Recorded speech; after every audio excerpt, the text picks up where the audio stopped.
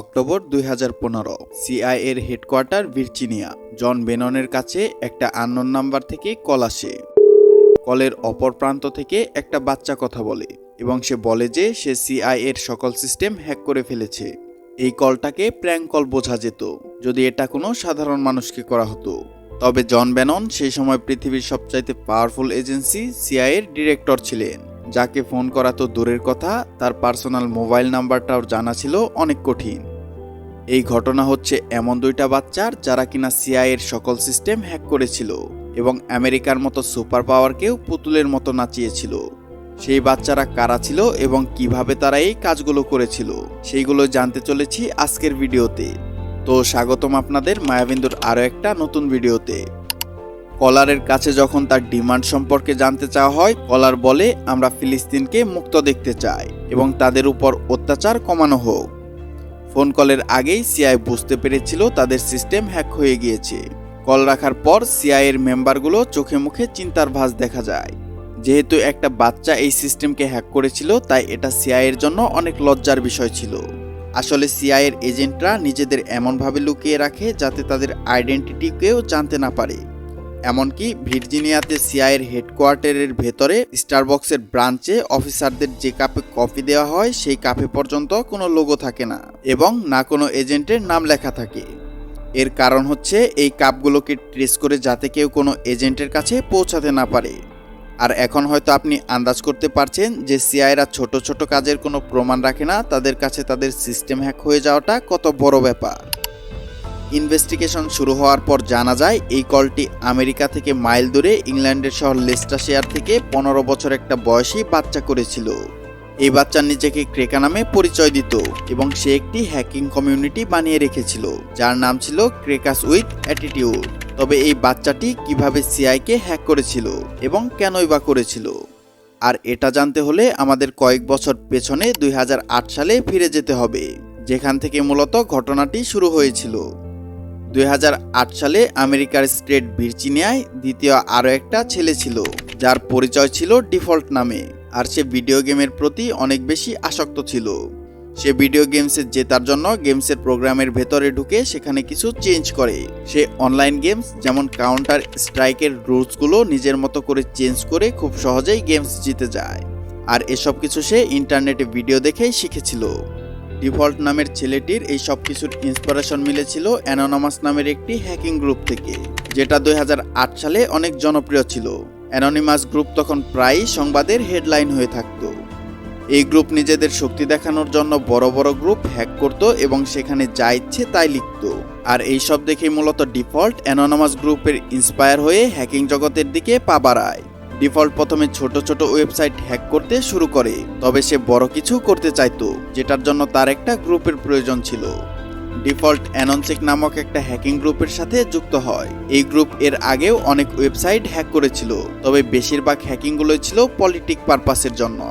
অ্যাননসেক group বটনেটের ব্যবহার করত, অর্থাৎ তারা ভাইরাস বানিয়ে সেগুলো ইন্টারনেটে ছেড়ে দিত, আর যেসব কম্পিউটারে সে ভাইরাস যেত সেগুলো অ্যাননসেকের কন্ট্রোলে চলে আসতো।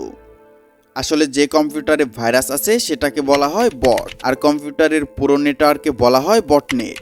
অ্যাননসেক গ্রুপের মেম্বার হওয়ার কারণে ডিফল্টের কাছে এই বটনেটের অ্যাক্সেস ছিল, আর সে দেখতে পায় এই বটনেটে এমন একটা কম্পিউটার রয়েছে যেটা কানাডার একটা মেডিকেল কলেজের। ডিফল্ট অনেকক্ষণ চেষ্টা করার পর সেই মেডিকেল কলেজের ফাইন্যান্সিয়াল রেকর্ড হাতে পেয়ে যায়।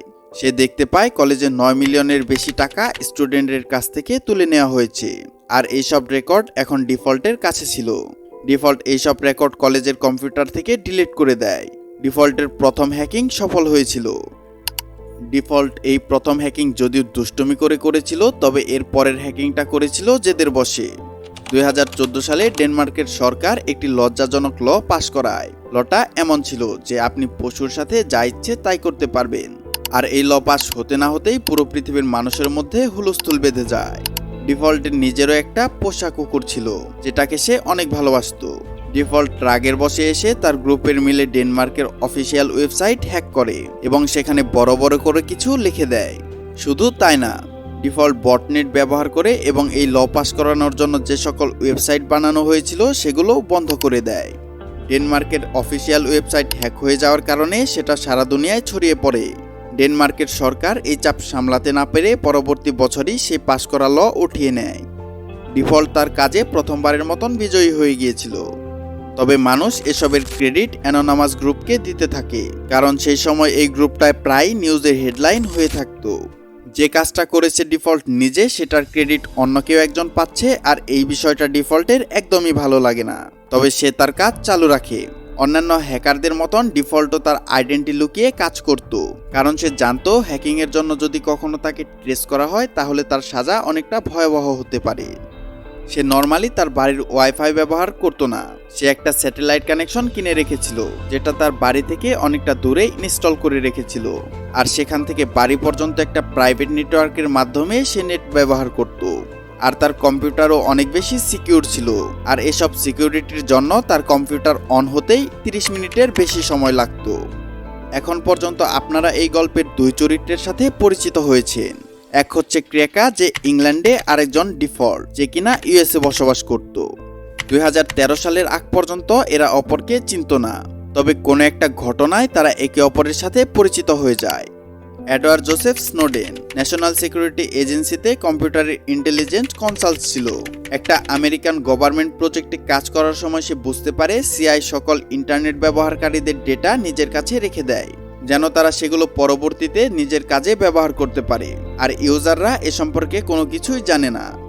এডওয়ার্ড সিআইদের এ সকল কুকীর্তি ফাঁস করতে চেয়েছিল, তবে অন্যদিকে তার এটাও জানা ছিল আমেরিকায় বসে কোনোভাবেই সে এই কাজটি করতে পারবে না। এ কাজ করতে গেলে হয়তো তাকে মেরে ফেলা হবে, আর না হয় সিক্রেট ইনফরমেশন লিকের দায়ে তাকে জেলে পাঠিয়ে দেওয়া হবে। এজন্য এডওয়ার্ড ছুটি নিয়ে হংকং চলে যায়, আর সেখানে জার্নালিস্টদের সামনে সিআইয়ের এই সকল কুকীর্তি জাল খুলে দেয়। এই খবর পুরো বিশ্বে হালচাল বাঁধিয়ে দেয়। মানুষজনের ডেটা তাদের অনুমতি ছাড়াই ব্যবহার করা হচ্ছে, আর এই পুরোটা সময় তাদের উপর নজর রাখা হচ্ছে।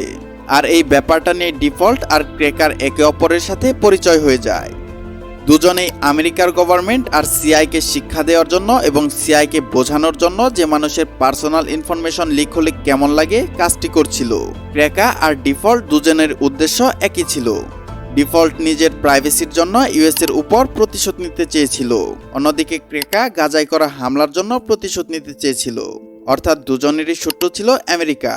প্রথমে তারা আমেরিকান ন্যাশনাল ইন্টেলিজেন্স এজেন্সির ডিরেক্টর জেমস ক্লেপারের ফোন নাম্বার পাবলিক করে দেয়। শুধুমাত্র গুগলে গিয়ে সার্চ করলেই পাওয়া যেত তার নাম্বার। আর তারা আরও অন্যান্য হাই প্রোফাইলদের লোকদেরও পাবলিক করতে চাইছিল।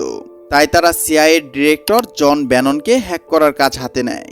ক্র্যাকা ইন্টারনেটে জনের সম্বন্ধে সার্চ করতে শুরু করলে তখনই তার সামনে একটি পাবলিক ফোন নাম্বার চলে আসে, আর সেই নাম্বারটি ছিল ভেরিজনের, যেটা একটা আমেরিকান মোবাইল অপারেটর কোম্পানি। সে ভেরিজনের ইন্টারনাল টেক টিমকে তাদের কোম্পানির এমপ্লয়ার হয়েই ফোন করে, আর বলে সে একটা কাস্টমারের প্রবলেম সলভ করার জন্য তাকে কল করেছে, কারণ তার সিস্টেমে কোনো একটা টেকনিক্যাল ইস্যু হচ্ছে। ভেরিজন টিম তার আইডেন্টি কনফার্ম করার জন্য পিনকোড চায়, যেটা সে আগে থেকেই হ্যাক করে রেখেছিল। ভেরিফিকেশনের পর ভেরিজন জন ব্যাননের পার্সোনাল ডিটেইলস ক্র্যাকার সাথে শেয়ার করে, আর এখন ক্র্যাকার কাছে জন ব্যাননের account number, backup phone number, address এবং তার ব্যাংক কার্ডের শেষের 4 সংখ্যা পর্যন্ত ছিল। আর তার পরের পদক্ষেপ ছিল জন ব্যাননের ইমেইল হ্যাক করা। সে জানতে পারে ইয়াহু অথবা জিমেইলের জায়গায় AOL নামের কোম্পানির ইমেইল ব্যবহার করে জন ব্যানন। সে AOL টিমের সাপোর্টে কল করে এবং জানায়, আমি পাসওয়ার্ড ভুলে গেছি, সেটা আবার রিসেট করতে হবে।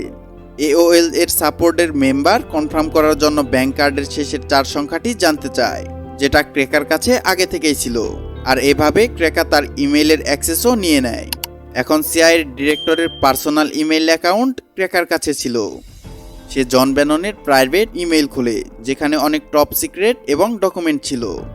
আর ততক্ষণে ব্যাননও জেনে গিয়েছিল তার ইমেইল অ্যাকাউন্টটা হ্যাক হয়ে গিয়েছে, তাই সে দ্রুতই তার অ্যাকাউন্ট বন্ধ করে দেয়। তবে ততক্ষণে অনেক দেরি হয়ে গিয়েছিল, কারণ ক্র্যাকা সব ডাটা ডাউনলোড করে তার কাছে রেখে দিয়েছিল। ক্র্যাকা একে একে সব অফিসিয়াল ডকুমেন্ট পাবলিক করতে শুরু করে। পুরো দুনিয়ায় সিআইএর বদনামি হতে শুরু করে। আর এখন হ্যাকারদের ধরাটা তাদের জন্য অত্যন্ত জরুরি ছিল। তারা যে কোনো অবস্থায় হ্যাকারদের ধরতে চাচ্ছিল, তবে তারা কোনো প্রমাণই খুঁজে পায় না। জন ব্যাননকে ফোন করার কিছুদিন পর ক্র্যাকার ডিপার্টমেন্ট অফ জাস্টিস এর 9000 এবং FBI এর 20,000 এজেন্টের পার্সোনাল ইনফরমেশন সোশ্যাল মিডিয়ায় শেয়ার করে দেয়। এসব কিছু করার পর ক্রেকা অনেক সুখে জীবন পার করছিল। সে ভেবেছিল হয়তো তাকে ধরা অসম্ভব। অন্যদিকে ডিফল্ট, যে কিনা ইউএস এর বাসিন্দা ছিল, সে ছিল চিন্তিত। তার ভয় ছিল যদি সে ধরা পড়ে যায় তাহলে তাকে মেরে ফেলা হবে। আর হয়তো তারা কোনোদিন ধরাও পড়তো না যদি ডিফল্ট এই ভুলটা না করত। সে নেশার ঘোরে তার বন্ধুকে বলে দেয় যে সিআইএ হ্যাক করার পেছনে তার হাত রয়েছে। আর এই ভুলের কারণেই ডিফল্ট ও ক্র্যাকা দুজনেই ধরা পড়ে যায়। কয়েকদিন পর এফবিআই ডিফল্টের বাড়িতে অপারেশন চালায় এবং তাকে নিয়ে যায়। ইনভেস্টিগেশনে ক্র্যাকার নামও চলে আসে, যাকে ব্রিটিশ পুলিশের সাহায্যে ধরা হয়। ক্র্যাকার আসল নাম কেইন গ্যাম্বেল আর ডিফল্টের আসল নাম ছিল জাস্টিন গে লিভারম্যান। কম বয়সী হওয়ার কারণে ক্র্যাকাকে 2 বছরের জেল আর ডিফল্ট, যে কিনা সরাসরি এই হ্যাকিং এর সাথে যুক্ত ছিল না, তাকে 5 বছরের সাজা দেওয়া হয়। দুজনেই আজ জেলে থেকে মুক্ত, আর দুজনেই সাইবার সিকিউরিটিতে তাদের ক্যারিয়ার নিয়ে অনেক সুখে আছে। আশা করছি মায়াবিন্দুর এই ভিডিওটা আপনাদের অনেক ভালো লেগেছে। ধন্যবাদ।